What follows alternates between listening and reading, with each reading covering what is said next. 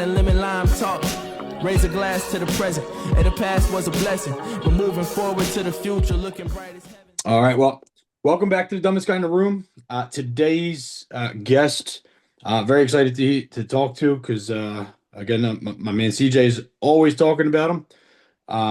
He goes by the Natty King. So, Dave, I appreciate you coming on, man. If you could just kind of give an overview of who you are and what it is that you do, man, to anybody that's listening. Like you said, you introduced me as the Natty King. My buddy CJ gave me that name. And he always says, it doesn't surprise me. He's like one of my biggest supporters I've ever met. And it's crazy how I met him, just working out in the gym. And I would catch him looking at me. And then I would see him over at the supplement place, and we just became just really, really good friends. So how I really started was, I was always lifting weights. But one day I was in the gym and the guy was like, "You should compete. You should do natural bodybuilding." I'm like, "Oh, of course I know nothing about it." I try it myself without any help, and it goes bad. And then eventually I found somebody that was, that would help me out. And from there, it just took off as me basically lifting heavy, working out, winning bodybuilding shows, and just enjoying working out. So, how long ago was it that you actually started? I know obviously you're probably working out for a while before that, but how long from today to the past did you actually really hit the ground running with? So I would say 2012 was my first ever real bodybuilding show. It was a guy named Gordon who I met at LA, well, it used to be Bally's, and it became LA Fitness, and I got in contact with him and told him I wanted to bodybuild, and he gave me a diet, and I think I dieted for like 8 weeks, and I got second place, and I was hooked after that. Really? I mean, so just to say where you're at now, right? From what I've seen, you've accomplished a lot within weightlifting and bodybuilding. Because you can't tell from on the screen, but how tall are you and like how much do you weigh and what are you actually lifting today? And how old are you? Because you don't look your age either, brother. Yeah. So I will be 50 years old this year. 50 years old, which is crazy. And in powerlifting, in the gym, the most I've done is 625 squat. I've deadlifted 625, and I've benched 390 at 100, and my weight stays between 160 and 163. That's insane. That's absolutely insane, dude. Yeah. And I guess this is more of a question of like the science behind it, but you look really good for 50, by the way. So obviously this is the dieting and all that. It's got to be doing something good. Is it dangerous at all to be lifting that kind of weight I mean that's what almost 6 times your weight, dude? Yeah. Well, I just came back from Korea and I won a world championship over there. And when I was over there, I was inspired because I met a 60-year-old, I met a 70-year-old, and there was a gentleman there that was deadlifting, still powerlifting at 83 years old. 83 years old. And each one of them told me, just continue to do it. Just continue to do it. Continue to do it. And just be safe with it. So were they natural? I'm assuming the kid was. And I mean, were they all natural too? Yes. Yeah. So what I compete in is USAPL, which is a natural powerlifting. It's crazy because I even have to sign up like a random drug test. So one day I got a text message and the guy was like, "Where are you at right now?" It's called a locator. And I told him I was at work, and he literally came to my job to test me. Just a random test. They could do it right now. Right now I could get a text message that I have to be tested. So, I mean, that keeps it fair, I guess, in some aspect. But me, it's crazy. I'm just a normal guy. I'm a father of 3. I'm married. Been married 25 years. I got a son that's 28. I got twin girls that's 23, and I even have grandkids. So I go to work. I'm a Philadelphia police officer. I've been there for 28 years. But I'm just a normal guy. I'm just a normal guy, and I have a very, very good coach who actually have the shirt on today, who I just follow his plan. And I came to him because he helped me with my bodybuilding at the end of it, and I told him once, I said, I want to powerlift. and he gave me the plan, and then little by little, it's turned into what it is today. Yeah, I love it, man. So focusing little by little, you got there, and I guess having to balance out that life. I mean, being married. So I'm married myself. I have 3 kids myself. I work. My wife stays at home. Um, it's a lot to try to maintain that, and it's hard for me. And this is where I'm trying to find my thing because I feel like what I'm missing in life, and I love my podcast, but it's not scratching that itch of like I need that hobby, that thing that I just loved it and aim for. So I'm working on that now. But how do you balance all of that being the father? I mean, your kids are a little older, but now you're grandpa. Mm-hmm. But the marriage, the you, like, how do you maintain that? And then what's kind of the order of how you position priority there? Well, one thing I do is I put God first. And I pray every day. It's one of the things I do every morning when I get up. Um, and because I'm assuming because I bodybuilded, when I was younger. Um, I made sure that my kids and wife never missed out on anything, even if I couldn't eat the same thing they couldn't eat. I made sure they ate whatever they needed to eat, and I had my dinner separately. We still went out. I would just bring my food with me. And I think it's just over the time, and my wife and kids know this is one of the things I love. It's even funny when we go on vacation. I look for a gym. I'll get up early in the morning and still will go to lift. I still get up early in the morning, and they always say why, and I just said it's just part. It's my hobby, and it's just something I truly, truly, truly love. And I'm thinking of sign up for retirement. So I'll be retired in 4 years, and I truly just want to do this. I love just motivating people, inspiring people, and just talking to people. If you get me in the gym, you can talk to me forever because I just love this that much. That I mean, dude, that is awesome. And I mean, you'd be in 4 years. That puts you what? I guess you'll be what, like 30 years It'll be in the service 32 then. years, 32 years total. 32 years. So then that puts you at what, in your mid 50s at that point? 54. Yep, 54. I mean 54. that's great, dude. And Yeah. and I think the key there for me, so I don't know how much you know about CJ was working with me for a while. Uh my That's what I do is retirement planning for people, right? So the word retire to me has changed over the years. When I first got into this, I thought what I was doing, and I think that's what most clients do when they come to me, is they want me to help them get to a point where they can stop working, right? Just not do anything. And in my mind, I don't think retirement's a reality. I don't think people should aim for it, but what I do think is you should not be doing something you don't love. And you should be trying to find something you love and do it for as long as you possibly can. And the money and the finance side of it, to me, what you're doing is paying the Dave Brown in the future that is not going to be able to pay himself, right? The one that can't work, not the one that doesn't want to, but the one that can't. And that has really changed my mindset just in anything I do too.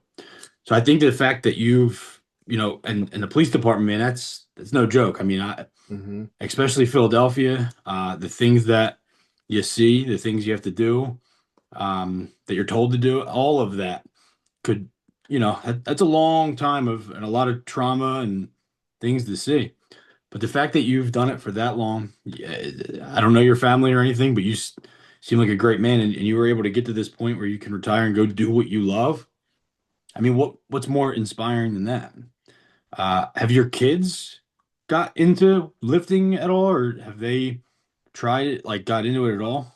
No, oh well, in the sense of lifting, they go to the gym, they try to live a healthy lifestyle, as far as that.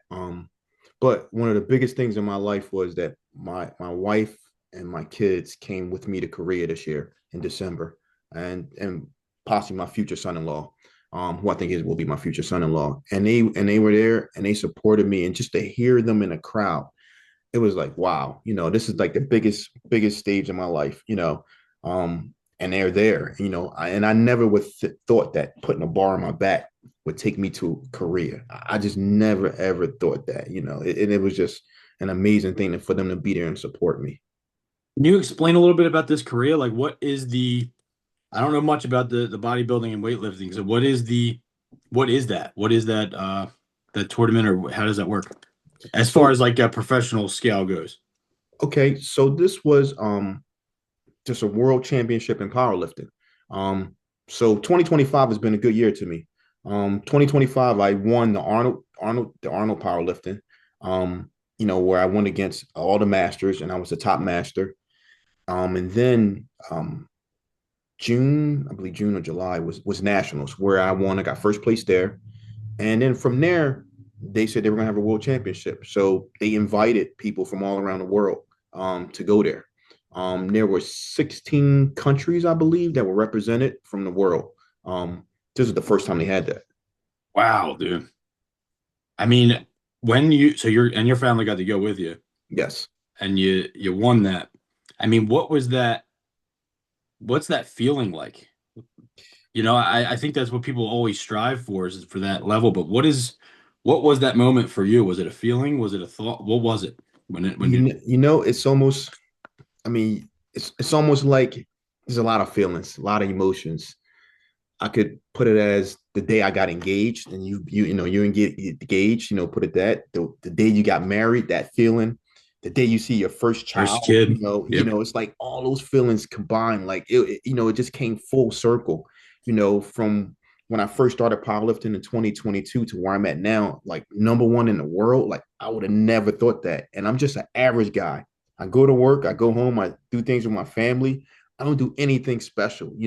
I just, and it was emotional. It was emotional. It really was emotional for me. I mean, you are a normal guy 'cause I think everybody is and they have in their way. But you're not you are doing some special stuff, dude. I mean, come on. You're doing some special stuff. I mean, CJ taught the fact that the hardest, most disciplined person that I know is CJ Mhm. Orr. Yes. Okay. Yes. And the fact that he talks about you the way that he talks about you is absolutely telling of the kind of work that you put in when he sees you at the gym. Yes. You, Yes. you know Yes. what I mean? So, Mhm. like I said, I respect CJ. I respect his opinion wholeheartedly. And just this little bit we've been talking so far. I mean, you have to take those flowers at some point. You seem like a humble guy, man. But Yeah. I mean, come on, dude. 625 pounds is Yeah, I like guess so. Yeah. Yeah. how I mean, many I do. It's humans? just, How I many mean, humans on this planet do you think have lifted 625 pounds in their life? Like I know that have existed? Like uh, you could probably count them. you're right. You're right. You're right. You're right. No, you're right. I mean, yeah, you're right. You're right. It's just hard for me to take, to take that. That's just me. It's just me. And a funny backstory with CJ was so he always wanted to bodybuild and I bodybuilt from 2012 to 2016 and I got my pro card, in natural bodybuilding. So I was done with it. And, um I meet CJ when I meet CJ, I've seen CJ in the gym, but him and I became like really good friends in like maybe 2018 or something like that. I don't remember. So, but I was done with bodybuilding, and he wanted to bodybuild, and he asked me did I want to do it, and I was just like mentally dieting down from getting your body fat down to 2%, and walking around, I just didn't want to do that, and then I told him, you know what, I'll do one more show with you. I'll do a show with you. And him and I, we dieted together. We did our show together, and it was just like that was another full circle moment. Like I remember when we first started dieting, and then we are at this point, and now we're at the same show. I'm here supporting you. You here supporting me. I could hear him in the crowd screaming my name. I'm screaming his name because we were in two different classes, and it was like surreal. My wife and kids were there. I could hear them screaming my name, and it was just another surreal moment. Like I can't believe, like I'm still, and I was probably 47 at the time. 47 out there battling young guys half my age and beating them. It was just another just surreal moment, But and that's when he gave me the name, the Natty King. Yeah. I mean, it is amazing what you and even the fact that he's never done one either. Like Yes. he never did. That was his first time ever doing it. Mm-hmm. And to me, man, I'll the bodybuilding thing. I don't get it. I mean, I under so that to me shows a discipline, like somebody that is disciplined, like because motivation's not going to come with that. I can't see motivation ever showing up in a time like that. You're starving yourself. You look like you're starving, and I got Mm-hmm. so with that it shows like the kind of mental power that both of you guys had.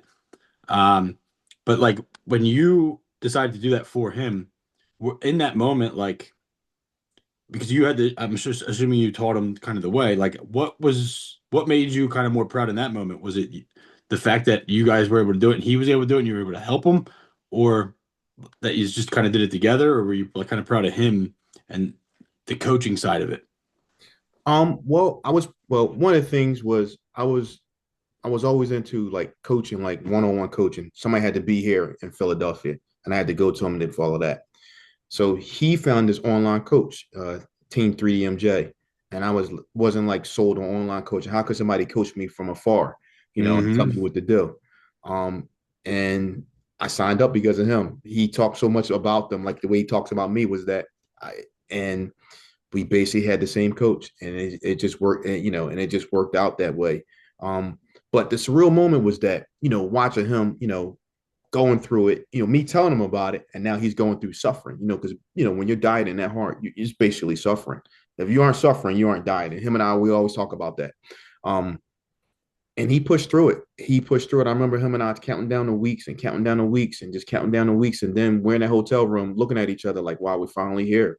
Um, but that just showed me how much willpower he had. Like he didn't want to give up. He didn't want to stop, because when you're dieting that hard, there are some really, really hard days, because sometimes I was eating 1,800 calories a day. Plus you got to, get up, you got to take care of your family, you got to work, you got to do everything else. It gets really, really, really hard. And he pushed through that. But like you said, it taught me and him and I discipline. It showed us that we put our minds to anything, we can accomplish it. It showed us that, we're not going to give up, we're going to fight. And many other things that I probably can't really think of right now. But yeah, I mean, I talk just the way he talks about me, I talk about him. I brag on him all the time. I love that, man. It sounds like a very healthy relationship on both ends. I mean, I where in what I do with insurance, you and just coming up in a corporate world, when you're looking at a business from a business standpoint, like you get these people who kind of look for power, man, and they want to just kind of tell each other what to do and this and that. Like for you two to just brag on each other and kind of compete in a healthy way and like help each other out there. But I'm sure when you guys are in the gym, he's pushing even harder when you're there. He might throw an extra plate on if you're Mm-hmm. there. Um, just because of your guys' relationship. I think that's so healthy and inspiring. And on top of that, dude, it's inspiring through action, which you don't see much of in these days, dude. Everything's words. Mm-hmm. Even this podcast, like I could talk about whatever I want. I could tell you whoever I want to be, but Right. are my feet doing the same thing is a Right. whole different story. And that's always what I'm looking for in people is the action. And you're putting the action in because you got the accolades to even to prove it. And again, people are talking about you. It's inspiring. I never heard a bad thing about you. I know one of my other boys knows who you are, Tim Lucarini. He Oh says yeah, yeah, nothing. yeah, yeah. Yep, yep, yeah. Mm-hmm. He says nothing bad. Like I've never heard anything. But like everyone I know that knows you has nothing but good things to say. Now, what I look at, and this is why I thought it'd be really awesome to talk to you is one, I don't know anything about this stuff, but what I do know is none of this is freaking easy. And you brought up the word suffering, right? Why is it? Why do you think like suffering is something that we need to be going through? Like, why would we put ourselves in that position, or why did you put yourself Um, consciously into suffering? I feel like if I can push myself through this, there's really nothing I can't push my mind to through. Um, Even with powerlifting, when you get to that last block, you're going in the gym every day. I'm going heavy. I know every day I'm going in there, I'm going to lift 550. I'm going to do, it's called back sets. I'm going to be squatting, 515 for 3 sets of five, or, 550 for 3 sets. I know that. So mentally, that's suffering. So I know I got to just get my mind right. I got to sit down and I just got to focus on, the task at hand, take it, one rep at a time, one set at a time. Um, and I just think in life that just kind of really helped me out. And I just try to pass it on to everybody. Um, Sometimes when you think at your lowest moment, it's really your highest moment, because that's what is building those blocks for other things in life that you will have to, take it, that maybe life hitting you hard, Um, but yeah, I mean, hopefully I came across what I was trying to say. No, it definitely did. I mean, I think so. The lowest point you're saying in the moment, Mm-hmm. uh, it sucks. But when you can look back at that moment, you can realize a lot of things came from that. Is that kind of where Yes. you were going with that? Yes. You push through that. You push through that. You got through that. So if something else might come at you, you can handle that next thing better. Or you might go, there might be a lower moment, but you will push through that. And then it just builds on those blocks. That's why, people say, how can you eat the same thing every day? Because when I bodybuild, I eat the same thing every day. Every day for 30 weeks, I would eat the same exact thing. I wouldn't change.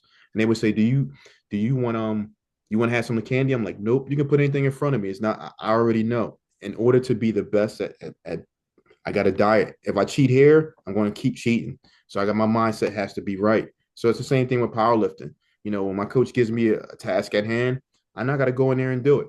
And I just know I got to go in there and do it because he's trusted me when I enter that into that spreadsheet that he can see that we share that I actually did it. And if he can tell that I didn't do it if the results aren't there when it's time for that meet. He can tell I wasn't pushing. I wasn't pushing. He even asked for videos, so I got some videos, so it holds me accountable. I love it, man. So you are a world you are a world champion in weightlifting, and you have a coach, Yes. right? So your coach, um, can he? I find this very interesting, and I think it's very important. But like you have a coach, but like for example, and I don't know how this aligns, but I'm going to just bring it up because everybody will know this name. But Tom Brady had a coach at all times, but he was the best in the world. Why would he need somebody to coach? My son asked me this one time. Ronaldo's the best. Why does he? Who's teaching him something? Mm-hmm. What is the most important thing about you having a coach? And why is it important to always have why do you find it so important to always have a coach? Um, well, one of the things is I don't know everything. There's other people, there's other methods to get the same results. Um, my coach, it holds accountability to me to do what I need to do. And sometimes my coach, I can say, you know what, today I wasn't feeling good, and he's there listening there. I meet with him once a week, but I have an opportunity to talk to him anytime. I have his personal phone number. And I think it just gives me guidance. I don't have to think about it. He can just tell me what he tells me what to do, and I'll just follow his plan. Um, I think everybody needs a coach. It's funny, even him, he has a coach for his bodybuilding. He has a coach, which is amazing. Um, and I thought was even amazing was this year my coach powerlifted at the Olympia, so he asked me to come out there to coach him while he was on the platform. So I thought that was like full circle. So that was like a moment, like wow, like and we laughed about it. But one of the another high point of my in 2025 for me was to go out there and do that. And I felt like he trusted me that much to come out there. Of all his clients that he has over 50, 60 clients that he reached out to me. I don't know, he's like a brother to me. So it's just like a whole different relationship. That's awesome, man. That is awesome. I don't I always ask myself that. Like when my son asked me, I more went towards like, it's the same thing. I just kind of focused on the surface level, but the way that you explained it with like accountability and just somebody to an ear, and the one thing that really you caught my eye there was he's somebody that you trust, so that if something's stressing you out and you're like, dude, what do I do? And they can tell you what to do, and you just do it to alleviate that the whatever you want to call that the voices in the head, and just say, all right, Mm-hmm. you're right, I'm gonna do it. Is it, dude? I never really thought of it that way. Because I don't even know if I have somebody in my life that I trust literally that much that I could do that. To be honest with you, Wow. Wow. Yeah. Even this year. that could be ego, but Yeah, that it could be could a be a part of the little bit. ego that's hurting me there. But Yeah, it could be a little bit. I think that's crazy. CJ has a saying for ego. He says, ego is edging God out. I think that's what he says. He has a lot of sayings, but I thought that's what he says. Um, and sometimes I got to put my ego down. This year training, um, I think I get maybe 6, 7 weeks out or 5 weeks out. And I had a previous injury, and all of a sudden it comes back. And now I'm mentally messed up because I can't squat. Squatting is my thing. I can't even put the belt on. 315, that's all I could do. And I did that for weeks. And maybe 2 weeks before Korea, everything went back to normal and I was able to squat. But I was really down. And I was telling him every day, I'm just stressed out. I'm worried. He just told me, don't worry about it. Don't worry about it. We only can control what we can control. And that helped me to really align things up. And, things worked its way. It worked itself out. It worked itself out. But yeah, I think a coach is very, very, very important. I agree with you, man. 'Cause I always find myself trying to help other people, but I don't really have that outlet, to be honest with you. The outlet for me is my wife, which is kind of crazy, but like that's where I go with the stress on my plate. She's very we try to talk as much as possible because I think it's important for us to make sure that we're maintaining our relationship so that the kids see a good relationship, and hopefully that gets repeated for generations. But that's Mm-hmm. my goal there. Let me ask you this, man. So you're almost 50 years old and you're doing this and you're Philadelphia Cup. So I'm assuming did you grow up in Philadelphia? Yeah, I grew up in the Alny, In Logan the Alny Ollie area. section? Yeah, yep. Mm-hmm. How was your childhood like You know growing up? what? It's funny. My brothers and I, we talk about that all the time. My mom and dad, this year they'll be married 50 years. So Awesome. we're actually planning on going to Vegas. We rented a mansion so that we can all be together, all the kids, the grandkids, everything. But I had a normal childhood. My dad was, in a sense, he was like, I would say militant, but he kind of was. But my brothers and I talk about it. I'm glad he was like that because it made us the way that we are today. I think a lot of that, is going from some of the the way, kids are raised today. And my mom was just an at-home mom, just a very loving, loving person. So my dad was kind of, I would say, the mean one, and my mom was the loving one. So they kind of balance each other out. And one of the things we talk about is I never ever seen them argue. We never ever seen them. If they did argue, it wasn't around us. So I never ever seen that. And mom, I never forget if my dad said something and I go try to ask my mom, she would say, "What did your dad say?" So, it was just, that's just the way it was. And I think that shaped the way the man that I am today. I owe a lot to them. And I had two good brothers. I had an older brother and a younger brother. My older brother, even to this day, we talk every day. My younger brother, the same thing. Um, so that kind of balanced it out too. It's just a very, very good family life. Um, then my mom sent me to Frankfurt High School. I should have went to Alny, but my mom sent me to Frankfurt because she wanted something different for me. And then opened up a whole nother world to a whole nother neighborhood to me. And I met a lot of good friends. Some of them I still are friends with on Facebook. And then it opened up another thing to me, playing soccer, which I never played soccer. Um, and then when I went to Frankfurt High School, I went to Edmonds for middle school when I started learning soccer. Then I went to Frankfurt. I started wrestling. Never ever wrestled, and loved it. Love wrestling. Um, but yeah, there's nothing. Yeah, there's not a bad thing. I say my mom and dad, they really like. I feel like I owe them a lot. I mean, dude, I think that's a great story. One, it's awesome your parents are still married too. I think you hit on a lot of things that definitely hit me hard is the parenting and just in general because the way that you said that it sounded like, and tell me if I'm wrong, I won't put words in your mouth here, but it sounded to me like when you were a kid you saw your dad a lot differently until you grew up and you realized what it was he was teaching you, Mm-hmm. Mm-hmm. right? Mm-hmm. So the same thing was kind of for me, but for me it was more I didn't really see it till my dad passed away. I lost both my parents who were only 59 years old, Oh my God. cancer. Oh. But once they passed away, man, it opened these floodgates of the floodgates of just the actual teaching that they were doing without saying it. Their actions meant so much more to me because I could see what they were trying to show, and I see it in my own kids. It's funny because my kids, they won't do what I say, but when I'm watching them, they're doing what I'm doing. So I gotta be careful because that's what they're doing. They're trying to see what I'm doing and they're doing it. They don't want to take direction, but they will mimic you because that's all they know, right? Mm-hmm. So when you said the good, with your dad being the way he was, what did he do for work? What was he?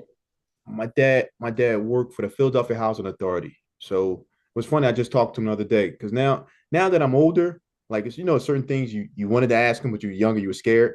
Now Yeah. I ask him anything. I ask him anything. So I didn't real, but he worked 3 jobs, just to feed his family, and he just ate basically called it whitefish, just to eat. He said, I basically I gave y'all.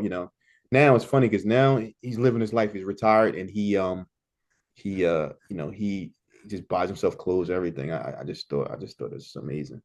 Um, I but love it, dude. but yeah, and I just see, and I understand like even my kids when I raised them, I probably wasn't, like my dad a little bit because I just think generation is just different. It's like different. It's different. 100%. Different. I showed him love, and I tell him I love him, hug my kids, my son, I kiss him, all that stuff. Even today, even though he's 28, 29 years old, I still tell him I love him every time I hang the phone up with him. Where like I think the older generation, they loved you, but sometimes it's hard for them to say that. Oh, they'll never say it. Yeah, yeah. They'll never say it, Yeah, dude. yeah. Right. We're Right. getting to a point now, though. I feel like we're getting to a point now where the emotions of men are getting a little bit too far, dude, and we got to pull back a little bit Yes, I because agree. because there's all this talk about sharing your emotions and stuff, but it's also like, all right, we don't want to use our emotions as an excuse now to be on why things are going. Like you could talk about them, but let's not say it's a reason why you can't do this or that and mental health days. And I Yes. just feel like it's getting to the point, and I think that's everything. I mean, I don't know what you think, but I think the pendulum goes and it gets too far, and then the world's like, hold on, let's come back this way. Yes. Uh, Yes. because there are the generation before you, like your parents, like my grandparents were a lot more kind of strict and they went through shit, dude. I mean, I don't know how old your parents are, but my grandma's in her 80s, so I mean, she was born depression where they didn't have anything, and now all this stuff is here, and it's like, what is everybody so angry about? We had nothing, like, and then now we take things for granted, and we still want more. Hmm. And and I think that having so much access to things, it makes us a little bit more weak in Hmm. essence. I do believe that. And I Hmm. love that you said that, your dad, 'cause me and my wife are the same way. And I think that's why it's important. And you said God, so I'm assuming, I don't want to assume your religion. Are you Christian or? Christian. Yes, Okay. Muslim. Yes. So, God, and I really believe that the family dichotomy is falling apart in today's world. Hmm. But it's Hmm. important to have those two people in your life, man, because it teaches you you are what gets created when you have a family that has a man and a woman both doing what they're supposed to do, and you get this. It raises a man to be a man because you get to see both ends of it. When you only have a mom or you only have a dad, and everybody's getting separated, and I get it, things happen, and nothing. The Yes. world's not perfect. Um, but that should be an aim. I feel like for people to try to make that relationship work because uh, if my kids didn't have my wife, dude, it would not be a good, great, very great life because they're not going to get the empathy from me as they do her, and then vice versa.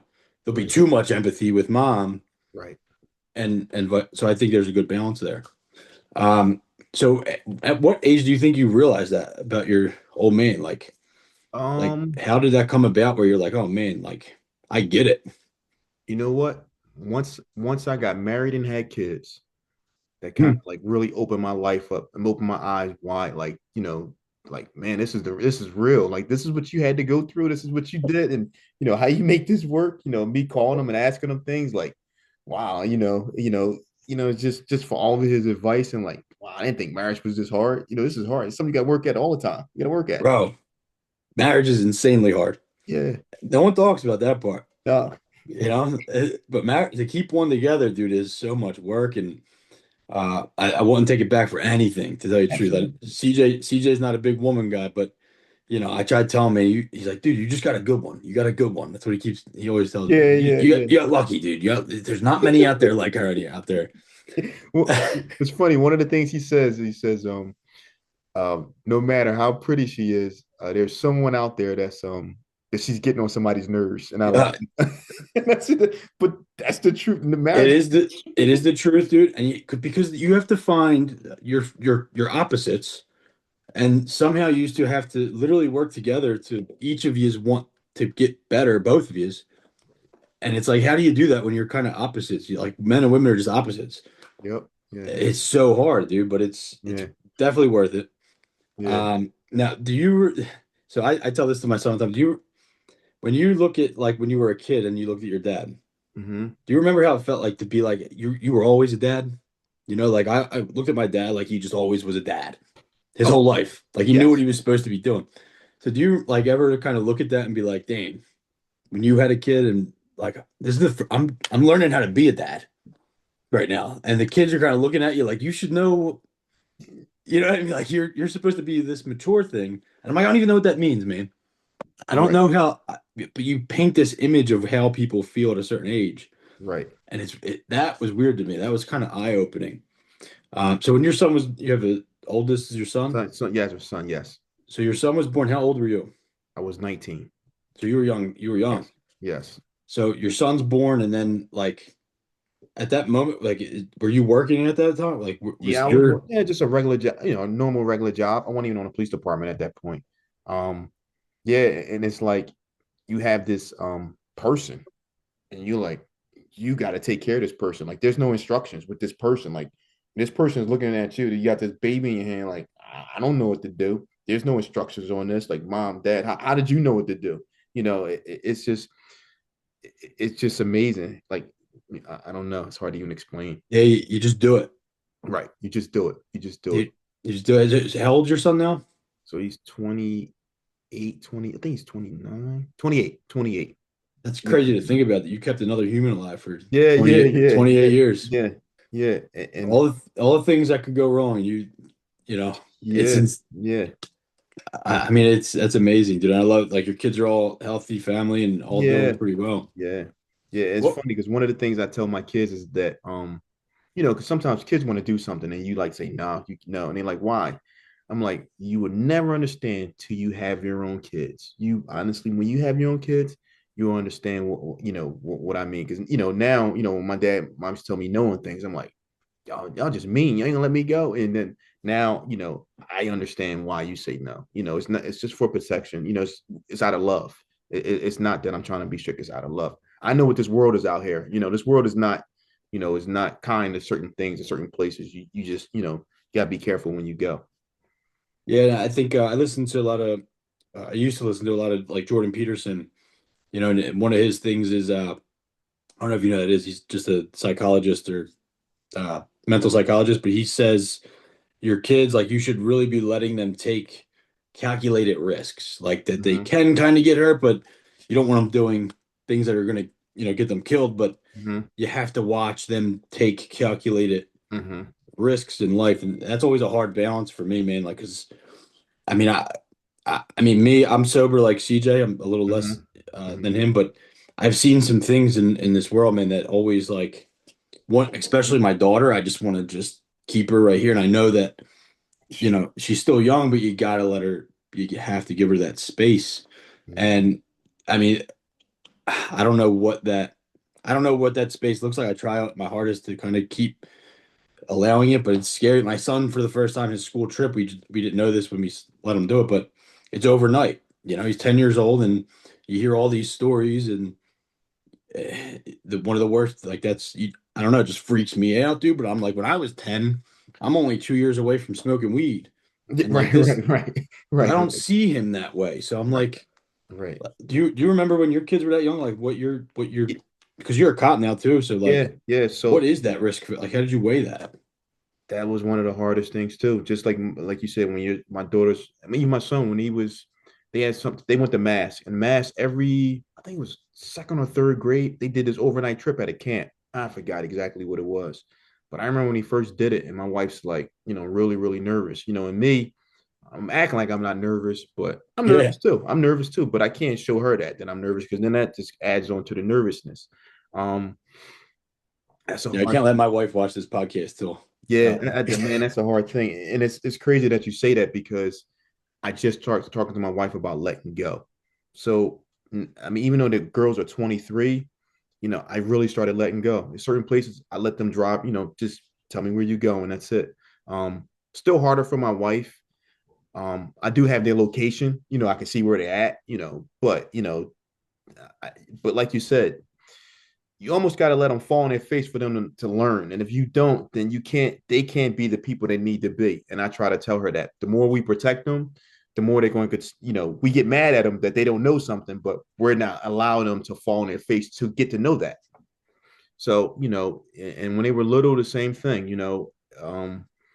we were kind of the same way. But, as I got older, I've let go. And also being a cop, me seeing certain things, seeing the world and seeing the worst of certain things is bad too. That just compounded on top of trying to, keep them in.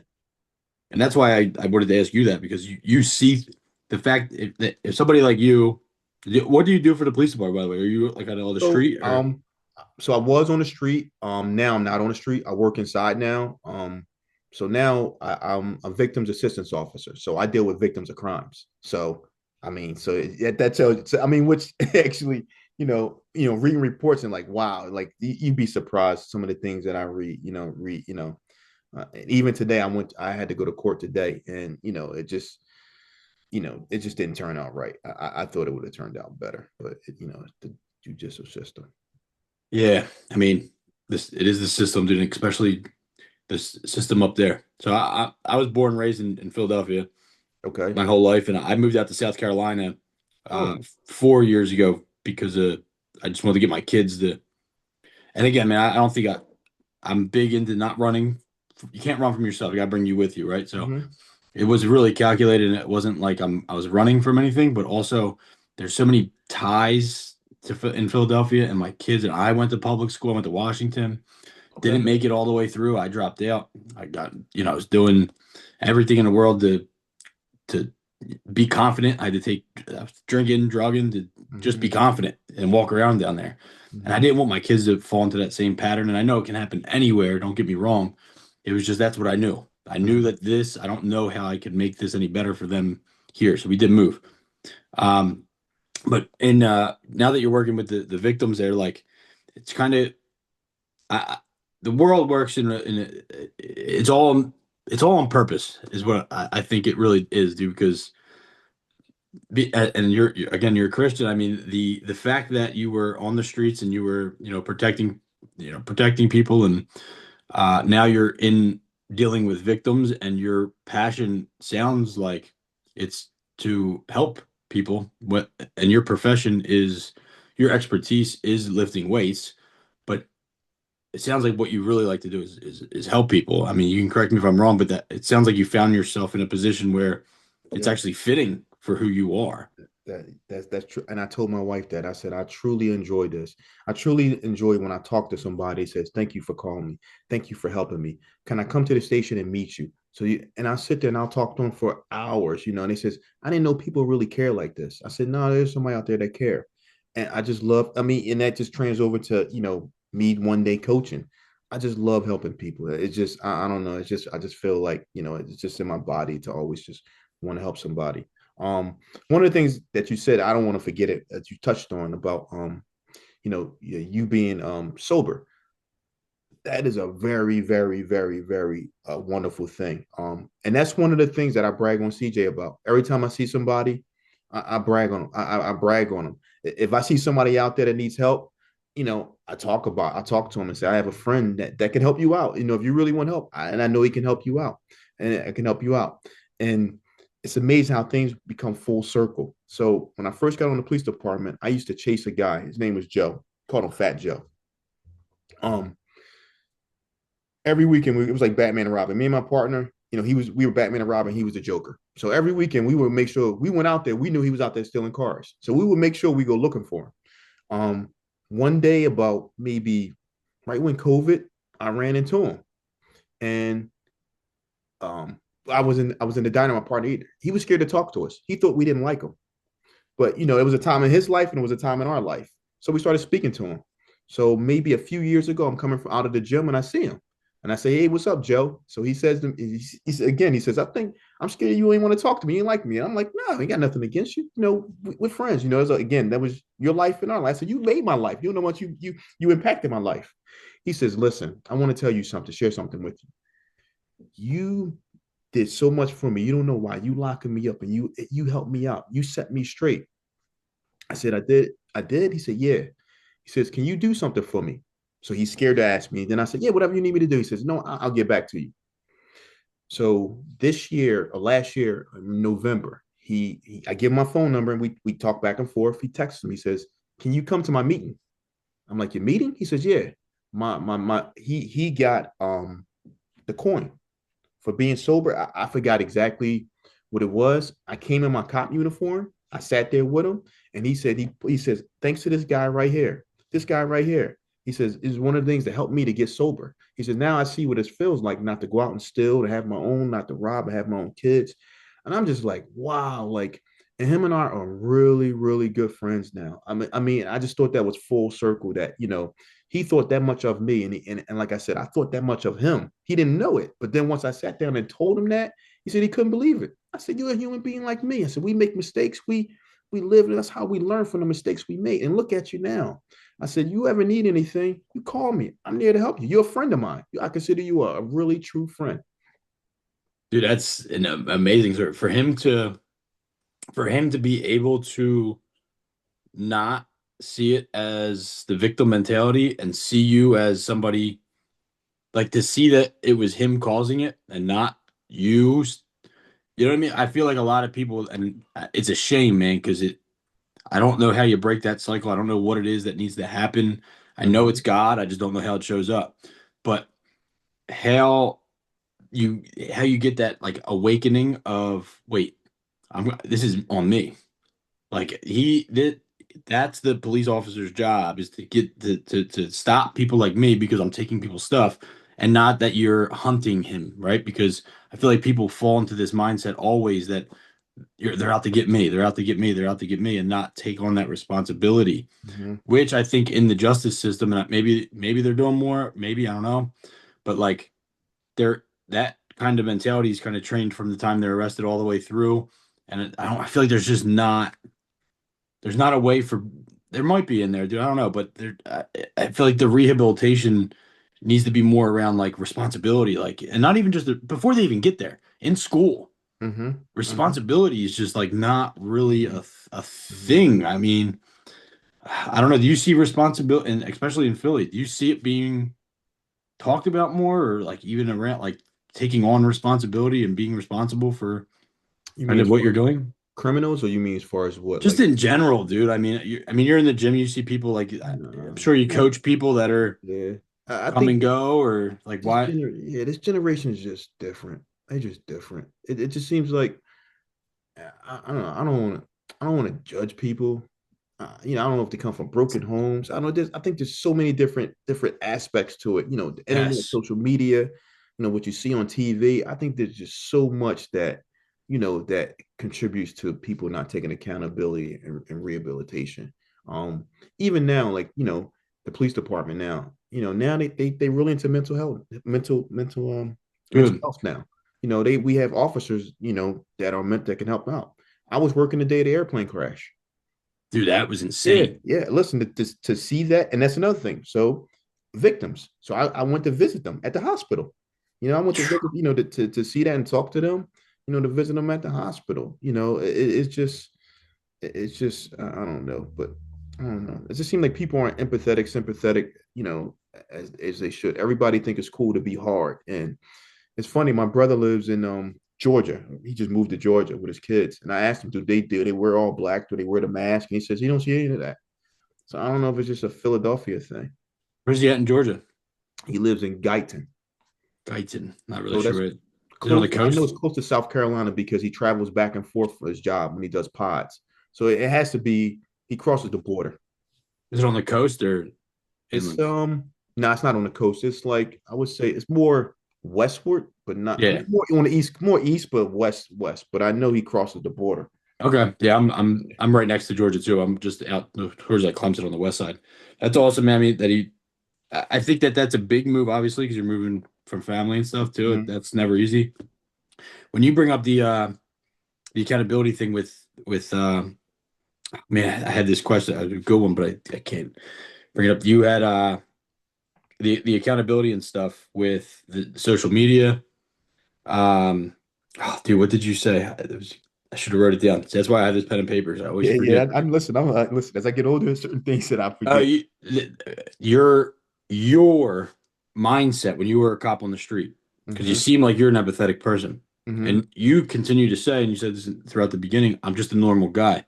Mm-hmm. You're a normal guy, and there's decisions that you've made and were embedded in you from everything that you've done in your life is why you are who you are. Mm-hmm.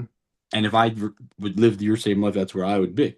So these people that are growing up and maybe, like you said, broken homes and things like that.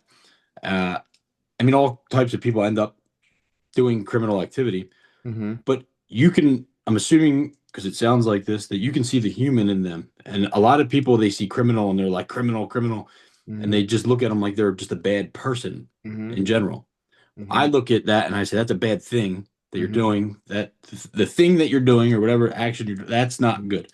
That there's a human in there Mm-hmm. and there is suffering. You don't know that person was a baby that came out of a womb that was held, and Mm-hmm. now they're here, and something happened to them to get there.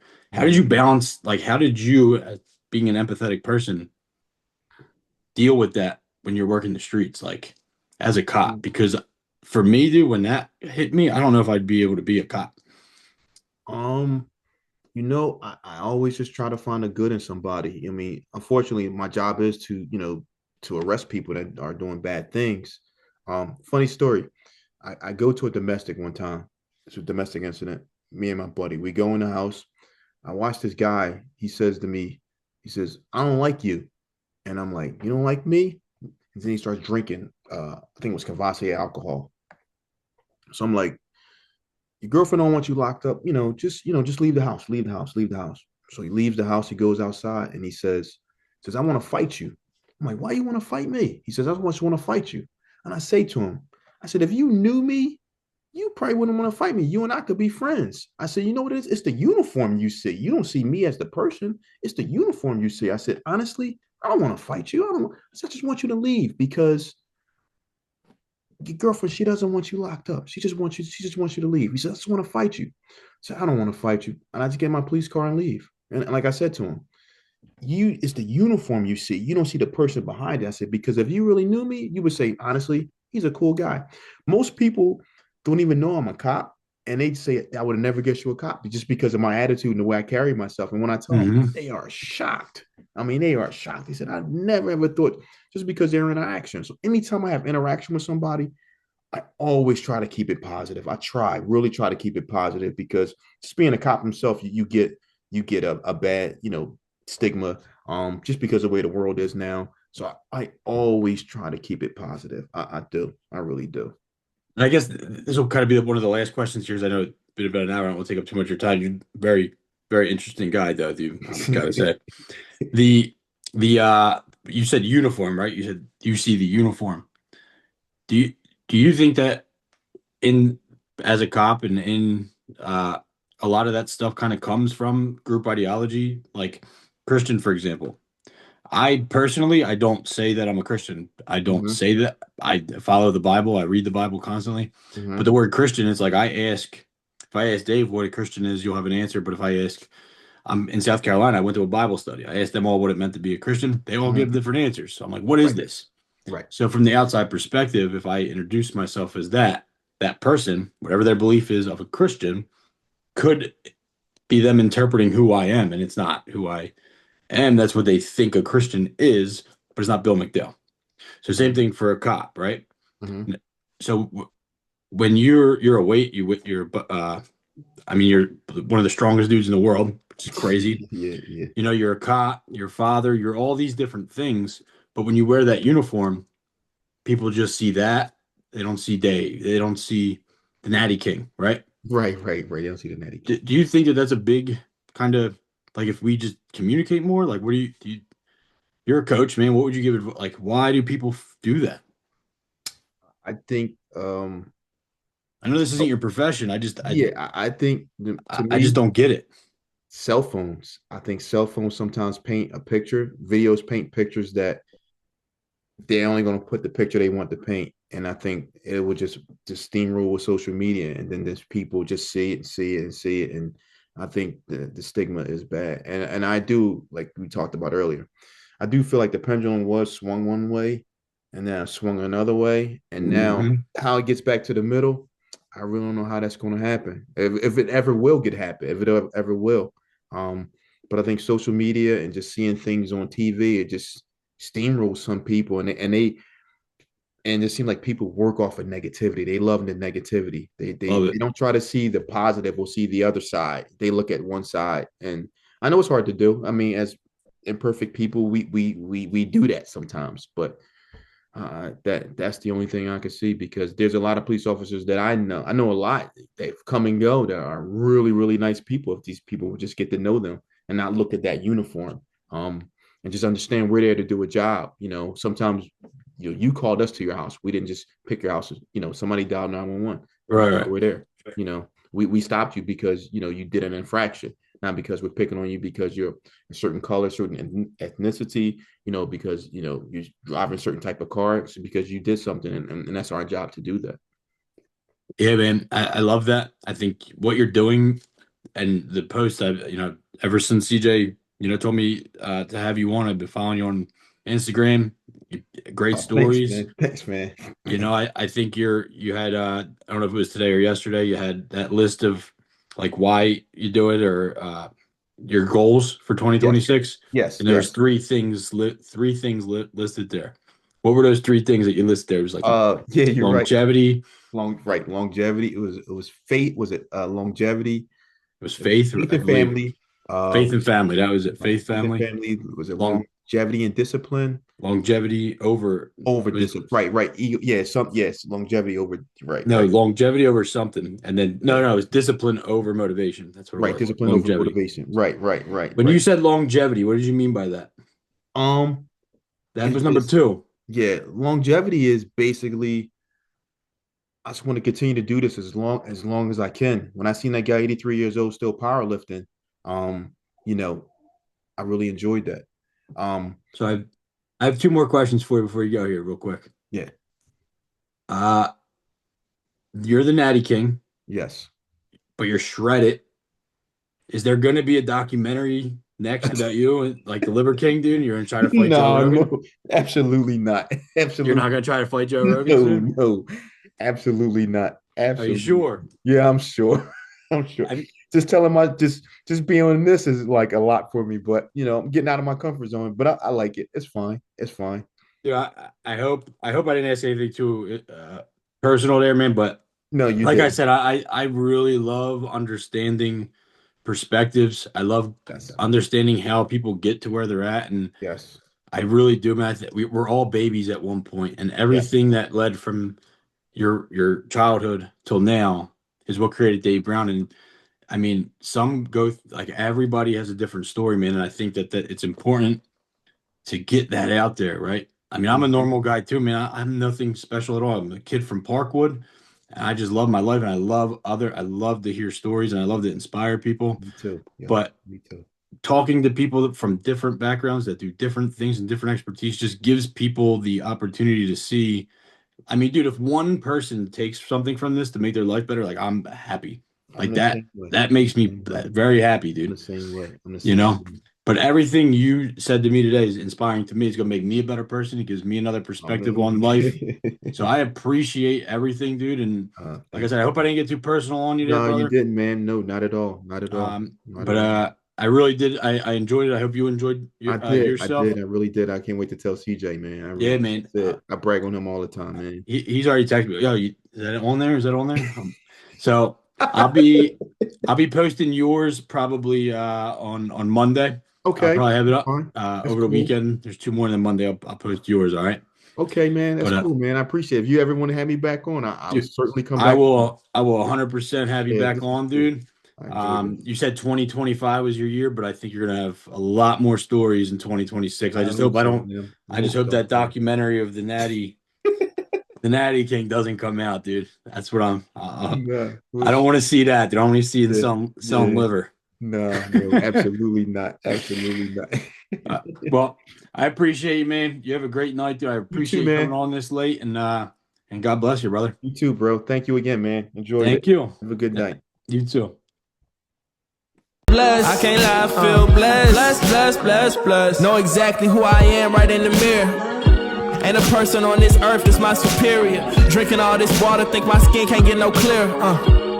Can't nobody make me feel inferior. I'm locked in, my foundation solid. The sins of a nation ain't enough to block my knowledge. I'ma prosper regardless. Showing empathy, I'll never be heartless. And what's meant for me is mine. I'm aiming straight at my target. I got a clear vision, a definition of success and a real mission.